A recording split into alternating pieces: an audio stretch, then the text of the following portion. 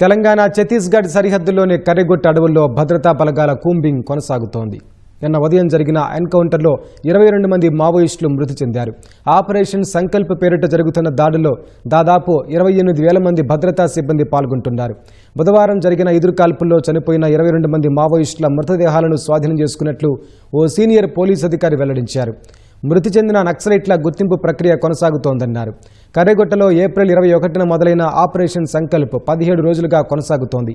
ఇప్పటి వరకు భద్రతా బలగాలు మావోయిస్టుల మధ్య జరిగిన ఎదురుకాల్పుల్లో 26 మంది నక్సలైట్లు మరణించారు. నక్సలైట్లకు సంబంధించి భారీగా పేలుడు పదార్థాలు, తుపాకులు స్వాధీనం చేసుకున్నట్లు పోలీసులు తెలిపారు. 800 చదరపు కిలోమీటర్ల విస్తీర్ణంలో వ్యాపించున్న కర్రెగుట్టల్లో బలగాలు అణువణువు జల్లెడ పడుతున్నాయి. నక్సలైట్లకు చెందిన వందలాది రహస్య స్థావరాలు, బంకర్లు ధ్వంసం చేశారు. ఆపరేషన్ సంకల్ప్లో పురోగతి కనిపిస్తోందని భద్రతా బలగాలు చెబుతున్నాయి.